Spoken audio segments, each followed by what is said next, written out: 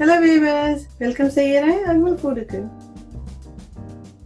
இன்றைக்கி பாருங்கள், ரொம்பவே வந்து ஒரு டேஸ்டியான கிரேவி தாங்க வந்து செஞ்சுருக்கோம். இது வந்து ரொம்பவே வந்து சாதத்துக்கு, தோசைக்கு நல்லாவே வந்து சைட் டிஷ்ஷுங்க. இது வந்து சப்பாத்திக்கும் நல்லாவே இருக்குங்க சைட் டிஷ் மாதிரி. இது எப்படி செய்யலான்ட்டு நம்ம பார்க்கலாம். இந்த ரெசிபி வந்து உங்களுக்கு பிடிச்சிருந்தா மறக்காத ஃபேமிலி அண்ட் ஃப்ரெண்ட்ஸோட ஷேர் பண்ணுங்கள். நீங்கள் இப்போ தான் வந்து பார்க்குறீங்க அப்படின்னா மறக்காத வந்து சப்ஸ்கிரைப் பண்ணுங்கள்.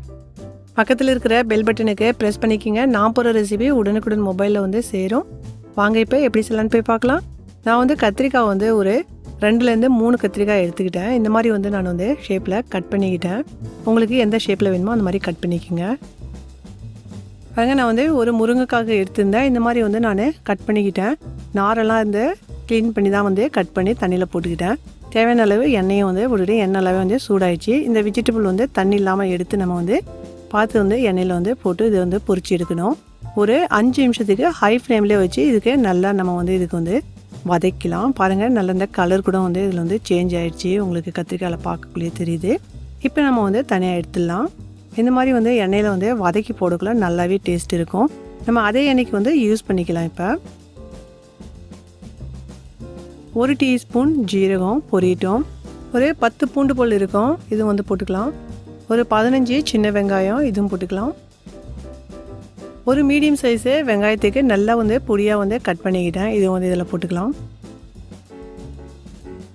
இதுக்கு நல்லா நம்ம வந்து வதக்கணும். இது கூடயே வந்து கொஞ்சமாக வந்து கருவேப்பிலையை வந்து சேர்த்துக்கலாம். பாருங்கள், நல்லா வந்து இது வதங்கி வந்துச்சு. இந்த டைமில் நம்ம வந்து வதக்கி வச்சுருந்தோம் இல்லைங்களா, இந்த வெஜிடபிளும் வந்து இதில் வந்து போட்டுக்கலாம். இது வந்து ஒரு 2-3 நிமிஷத்துக்கு மறுபடியும் நல்லாவே வந்து வதக்கலாம் மீடியம் ஃப்ளேமில் வச்சு. இப்போ நம்ம வந்து இதில் பவுடர் மசாலா போட்டுக்கலாம். மீடியம் ஃப்ளேமில் வைங்க. நான் வந்து 1.5 டீஸ்பூன் இருக்கும் மிளகாத்தூள் எடுத்திருந்தேன். காற்றுக்கு ஏற்ப மாதிரி வந்து போட்டுங்க. மஞ்சத்தூள் ஒரு 1/2 டீஸ்பூன், 3 டீஸ்பூன் கறி மிளகாத்தூள். இப்போ இது வந்து நல்லா போட்டு வதக்கலாம். கறி மிளகாத்தூள் போடக்குள்ள நல்லாவே வந்து உங்களுக்கு அந்த வாசனை கிடைக்கும், நல்லாவும் இருக்கும் குழம்பு.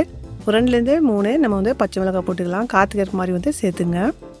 இதுக்கு நல்லா கொஞ்சம் நேரம் பச்சை வாசனை போகிற வரைக்கும் நல்லா வதக்கி எடுத்துக்கலாம். இந்த மாதிரி சைஸில் வந்து நான் ஒரு 4 தக்காளி இருக்கும் எடுத்துருந்தேன். இதுக்கு நல்லாவே வந்து மிக்சியில் அரைச்சிக்கிட்டேன். இப்போ இதுவும் வந்து நம்ம போட்டுக்கலாம். இது கூட வந்து கொஞ்சம் நம்ம வந்து உப்பும் வந்து சேர்த்துக்கலாம். இதுக்கு பச்சை வாசனை போகிற வரைக்கும் நல்லா வந்து நம்ம வந்து வதக்கணும். பச்சை வாசனை இருக்கக்கூடாது தக்காளி. இது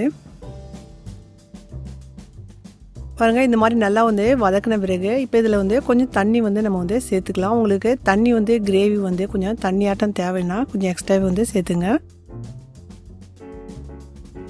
இப்போ இதுக்கு வந்து மூடி வச்சு நம்ம வந்து ஒரு 2 நிமிஷத்துக்கு வேக விடலாம். பாருங்கள், நல்லா வந்து இப்போ வந்து வெந்தும் வந்துருச்சு. இது பார்த்திங்கன்னா வந்து ஒரு 90% உங்களுக்கு நல்லா வெந்திருக்கும். நான் தேங்காய் வந்து எடுத்திருந்தேன். ஒரு 3 டேபிள் ஸ்பூன் இருக்கும் அரைச்ச விழுது. இப்போ இது வந்து நம்ம வந்து சேர்த்துக்கலாம். அதிகமாக வந்து போட தேவையில்லை, ஒரு 3 டேபிள் ஸ்பூன் இருந்துச்சுன்னா போதும்.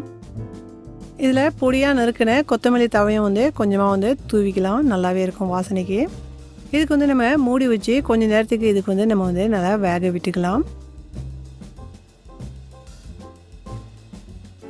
பாருங்கள், நல்லாவே வந்து வெந்து வந்துருச்சு. அவ்வளோ தலை அந்த கிரேவி இருக்குது பாருங்கள். இது மாதிரி வந்து நம்ம சைட் டிஷ் வந்து செஞ்சு சாப்பிடக்குள்ள ஹெல்த்தியாகவும் இருக்கும். இதில் நம்ம வந்து வெஜிடபிளும் வந்து போட்டிருக்கிறோம். இது பார்த்திங்கன்னா உங்களுக்கு வந்து சப்பாத்தி, தோசை இது கூட வந்து ரொம்பவே வந்து சூட்டபுளான ஒரு சைட் டிஷ்ஷாக இருக்குங்க இது. இதே மாதிரி வந்து நீங்களும் வந்து செஞ்சு பாருங்கள். எப்படி வந்துச்சுன்னா மறக்காத வந்து காமெண்ட் பண்ணுங்கள். ஃபேமிலி அண்ட் ஃப்ரெண்ட்ஸோட மறக்காத ஷேர் பண்ணுங்கள். Enjoy food.